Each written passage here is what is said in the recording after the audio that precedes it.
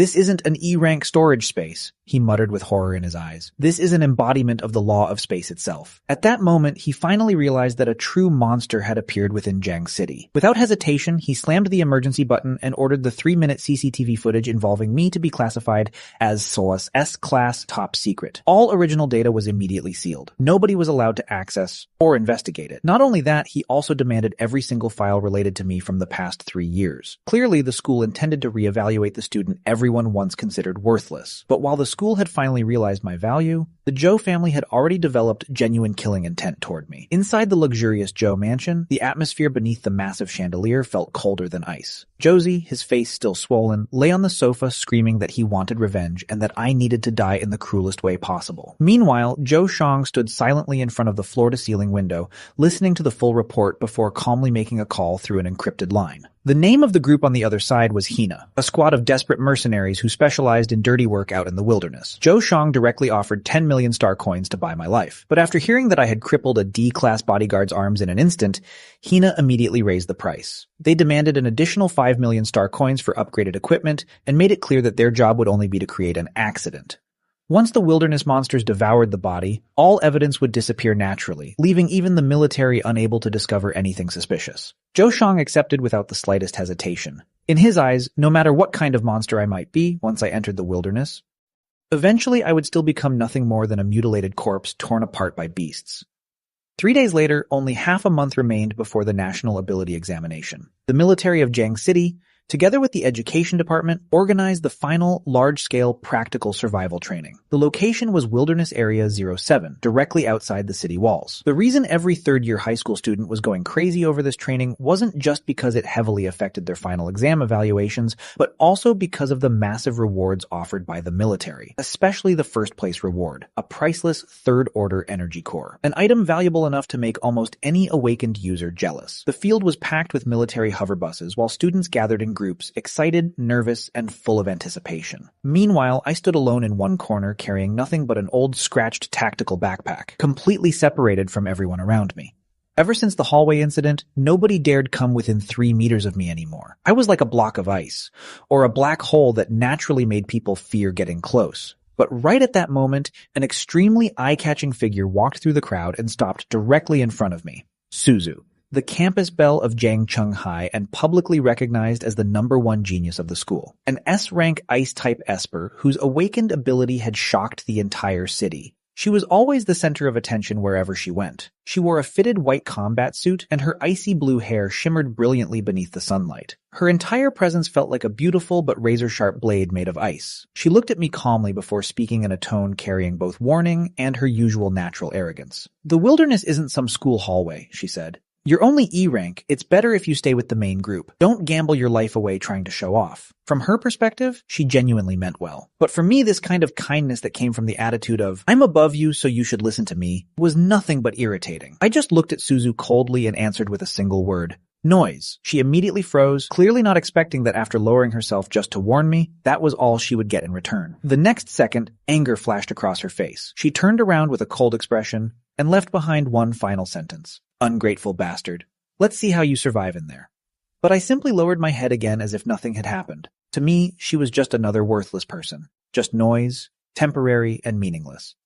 Soon the floating bus passed through the gigantic city gate and entered Wilderness Area 7. The moment I stepped inside, the atmosphere completely changed from the city. Towering mutated trees stretched toward the sky, thick vines twisted around everything like living snakes. The air was humid and rotten, and from every direction it felt like something hidden in the darkness was constantly staring at me. Every corner of this place screamed the same warning. This wasn't some harmless training ground.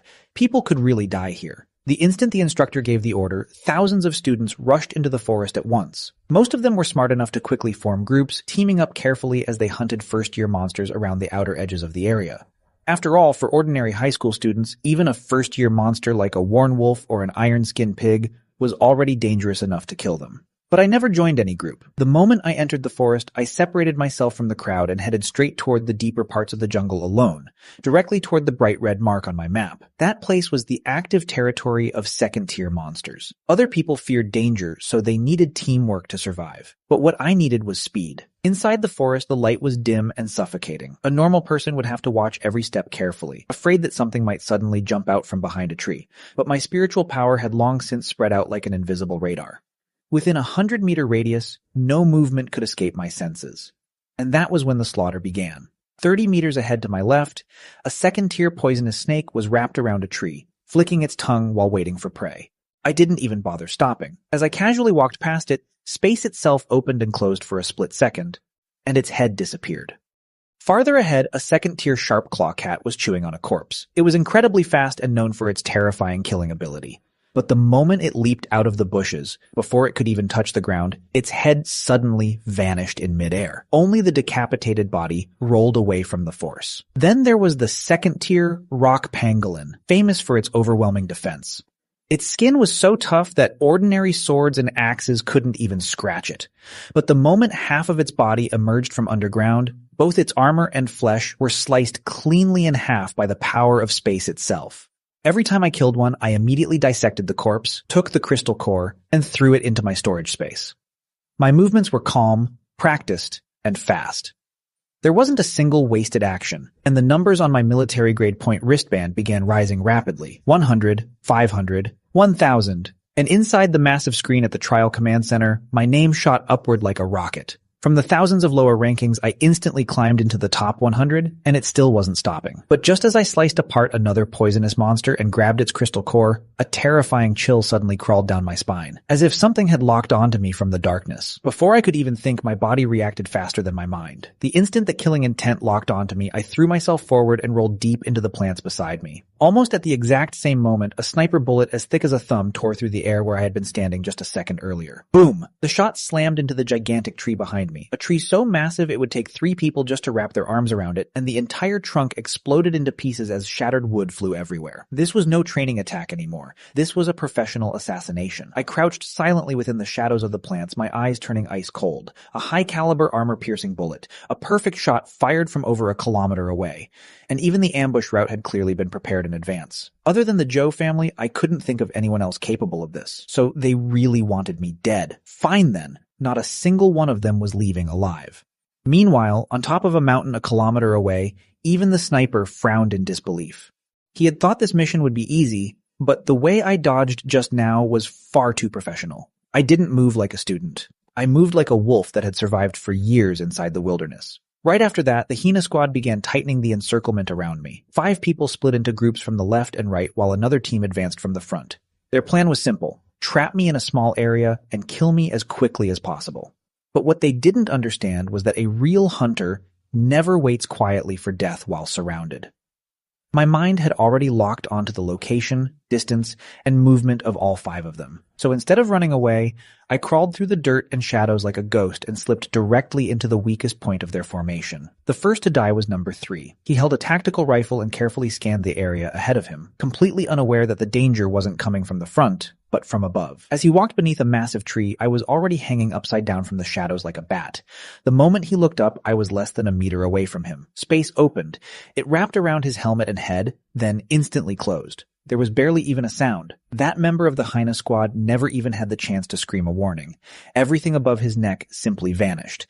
I immediately supported the body and slowly leaned it against the tree so it wouldn't make any noise when it fell. Almost instantly, number 4 was ordered to check what happened. The moment he arrived, he saw the strange posture of the body, a corpse with nothing above its neck. In that instant, his entire body froze, and even his report came out trembling with fear. But the second his attention slipped, I emerged from the nearby shadows again. One swift movement, and his head disappeared too. In less than a minute, 2 members of the Hina squad had vanished without making a single sound. This time, even the battle-hardened squad leader truly panicked. He finally realized that the mission he accepted wasn't against some ordinary student, but against a demon capable of killing silently from the shadows. He immediately roared for everyone to gather around him while releasing his full power at the same time.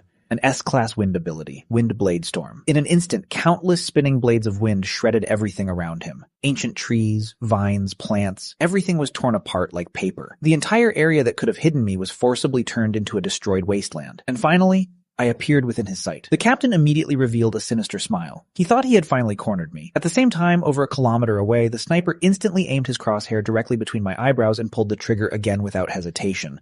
This shot was meant to kill for certain, but I didn't dodge. At the exact moment the special armor-piercing bullet was about to touch my skin, while the force of it blew against the hair on my forehead, a tiny storage space smaller than a centimeter quietly opened in front of me. And because of that, the bullet powerful enough to pierce through tank armor, along with all the terrifying kinetic energy it carried, was instantly swallowed whole by the space itself. There was no explosion, no deflection, not even a visible shockwave. It simply disappeared without a trace.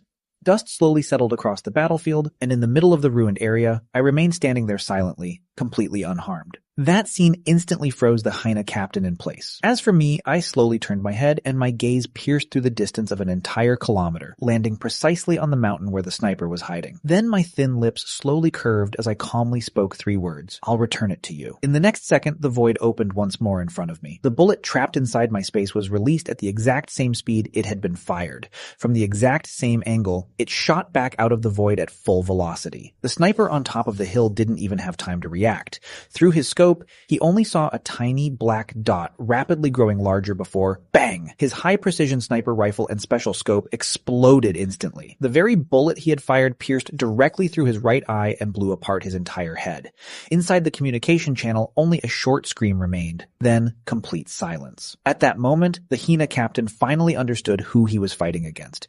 Not just a student with powers, but a monster. And because of that, his first reaction wasn't to continue fighting, it was to run. He unleashed his wind ability with all his strength, gathering violent currents beneath his feet as he prepared to retreat at maximum speed. At the same time, he created his strongest defensive technique in front of himself, a massive wind barrier. But the problem was simple. Wind was merely an element, while space itself was the law governing all elements. In front of the true law of space, that wind barrier capable of deflecting bullets was no thicker than paper. I passed through it effortlessly without the slightest resistance or delay, as if walking through a curtain made of water. In a single step, I closed the distance until I was only 1 meter away from him. Then I raised my hand, I covered his head, and closed my fist. His head flew into the air instantly. Even in death, his eyes still carried overwhelming confusion and terror.